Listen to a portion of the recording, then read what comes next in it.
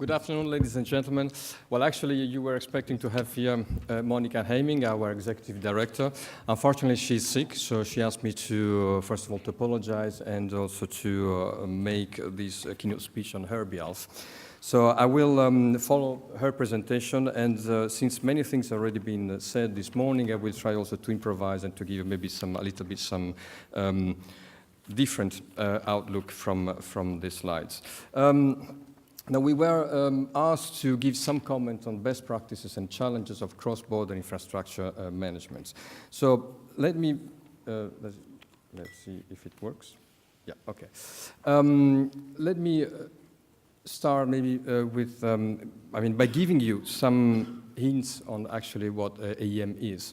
We are a European organization that was founded in 2002, and we represent independent, non-vertical integrated infrastructure managers. And we cover 11 countries, and we have around 15, we have 50 members.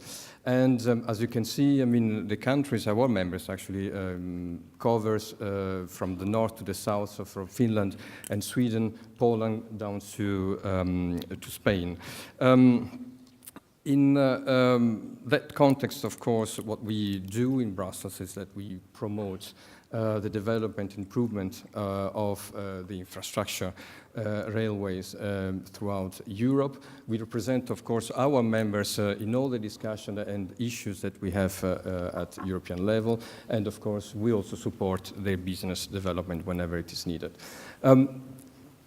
When we talk about the business environment and infrastructure managers, we talk about a very complex, as many of you, of course, know, a very complex setup that goes from strategic planning to building, which is actually part of the discussion of today, but also, of course, operating the railways infrastructures to allow trains, of course, to pass by, but also maintenance, which is a very important aspect of the infrastructure, of the rail infrastructures. And as you can imagine, one of the objectives of AEM is to cover all the value chain in terms of support at European level of our members.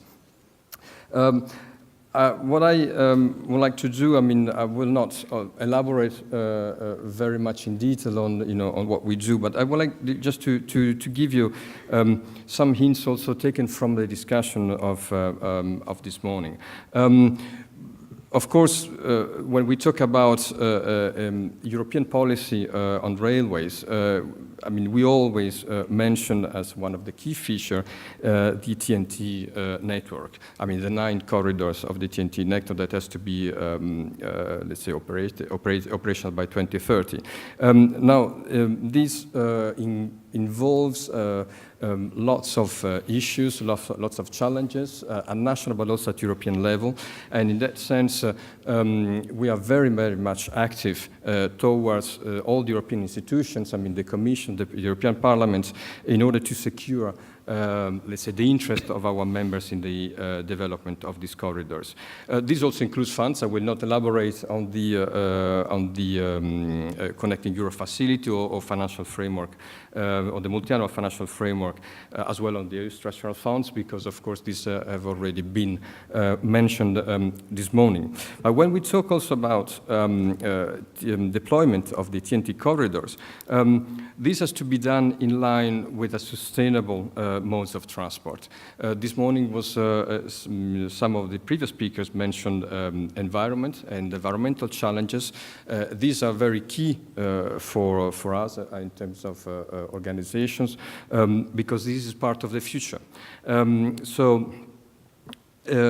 Environmental challenges means also applying the European policies on decarbonization, for instance, or other European green policies. So we have to support, in that sense, a coherent approach from all our members to secure, let's say, not only an efficient development in that respect, but also compliance with the EU legislations. But also when we talk about green mobility, we cannot avoid to talk about multimodality. I mean, Libor previously was actually mentioned the modal shift, and multimodality and modal shift are key aspects for the future development of railways.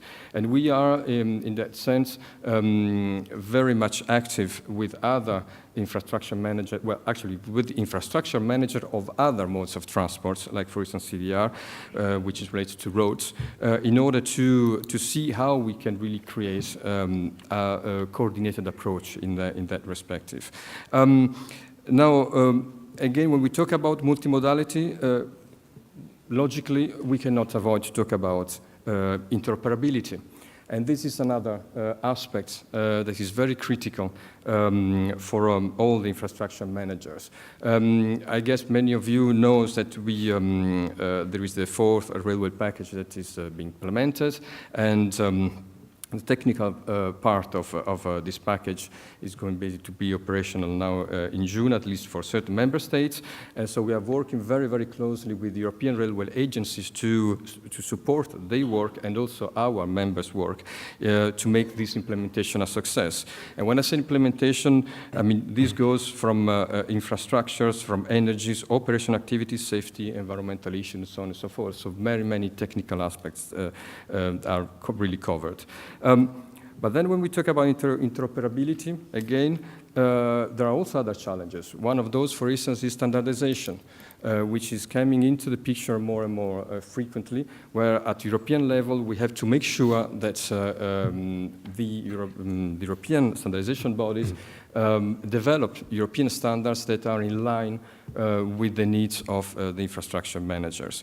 And last but not least, of course, all this leads also to innovation, which is another key aspect that has been mentioned this morning. I will not elaborate on the shift to rail as one of the key features to boost innovations, but clearly digitalization as such is becoming very critical, a key issue that we have to face. And this goes from ERTMS deployment, for instance, so also to new autonomous vehicles, application of artificial intelligence, and not only in terms of new feature, but also in terms of maintenance activities, for instance, where actually we are, with our members, we are looking into how to, let's say, find the best way to perform and to use all those new technology into and within the operations of our members in terms of keeping, let's say, safe and efficient infrastructures maintenance. Coming back to, I mean, within that framework, coming back to, say, to I would say the advantages and challenges that the cross-border activities in terms of infrastructure management are about. I would like to give you just some hints on what we believe are good approaches at European level, but also what are the challenges. I mean, if we think about, in terms of implementation of the existence, I would say, of the fourth railway packages, actually this is really a good thing. And we are really much supportive of the implementation of that package, because this clearly creates a situation where the national cross-border, I would say, cross-border national liberalization, of passengers and freight actually are going to be boosted. There is a second aspect that is very interesting, which is what they call the SERA directive, which is the Single European Railways Area directive, which actually provides the a level playing field for infrastructure managers and railway operators, but also member states, of course, to sign cooperation agreements. A third point that we believe is really a good approach is the fact that at European level exist some instruments, political ones, high-level ones, that could be used whenever we have issues linking, I mean, cross-border problems and topics. In that sense, the most important one is called PRIME, so Platform for Rail Infrastructure Managers of Europe. where actually also the Commission sits and chair this, let's say, this forum, and which meets actually regular with also subgroups. Another very practical issue that we like very much is about what we call issue log, which is an initiative of the European Commission, where actually the Commissions log issues and try to find a solutions, very focused solution on that specific matters. I will not elaborate, of course, on the financing, which is, again, because it's already been said before, but of course, the attention that the European, with all the limitations that we have seen, the difficulty that we have seen this morning, but the attention of the European Union towards providing financing to the infrastructure project, namely this one, it's a very, very good sign for us. Now, there are not only positive aspects, there are also challenges. And when we look into the challenges, I mean, the most important challenges are about harmonizations. So technical harmonizations, of course, is one of the challenges. I was mentioning the fourth railway package, and we are very much focusing on those aspects, but there is still much work to do at European level. The same goes with operational harmonizations. Here we mention a very simple example about languages, for instance, which could be really a blocking issue in terms of cross-border operation. Another example where we have challenges are the procurement rules, whenever they are different. So there is not just a positive aspect. There are also very, very key important challenges that we have to face. If we have to summarize this in some comments, what I would say is that rail infrastructure is clearly a national asset.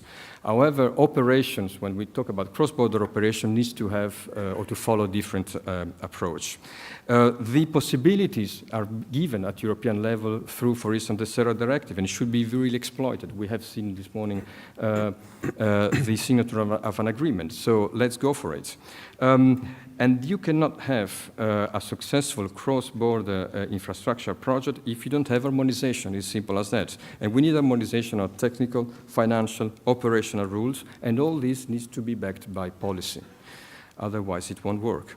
And in that sense, if we go back to Rail Baltica, we think that it can be really a first multinational infrastructure management operation that linked three countries, which will deploy, or which can deploy, will be able to deploy harmonization of rules and can work through harmonized rules. And in this sense, the success of Rail Baltica can be really a good example, inspiring other future similar projects. I will briefly mention two other things. The first one is that we wanted to look into previous projects to see what were actually the factors that, despite, let's say, the success of those projects, we wanted to see what are the factors that were blocking their deployment. And there again, we see, and actually these are examples that should not be followed in a way. And we see, for instance, that cultural differences, operational differences, risk of double work, risk of different procurement procedures. These are points that really needs to be avoided if we want to have a successful project. I will not elaborate more on this. I think I have close to the end. Now, we also did a little bit of homework, and we tried to benchmark. And that will be very straight here, irrespective from what is written in the presentation, the slides. Actually, it is not possible really to benchmark Rail Baltica with other example. And the reason is very simple, because here it's a unique project because it covers 3 countries. So all the other examples, irrespective from the governance, they just cover 2 countries. And that is really these discriminatory factors that allow us to say actually that this is a unique project. that doesn't exist. It is impossible to benchmark with other previous, let's say, experiences. So, to conclude, well, you can see there is a big heart. So AEM likes very much Rail Baltica, and we believe that this really can play a key role in terms of geopolicy. We have seen that, we have been talking this morning about military, for instance, so geopolitically speaking is crucial. It's also an element of connectivities between and cohesion between the regions and throughout Europe, and also a single infrastructure manager operators can ensure coherence in terms of economies of scale, in terms of efficiency of operations, and also an open access and through competition. Compliance with competition rules, allowing open access to all rail undertakings. In that sense, and this is my final comments, we believe that Rail Baltica can be, and probably is, a game changer in terms of regional competitiveness within the EU, but also outside the EU. Thank you very much.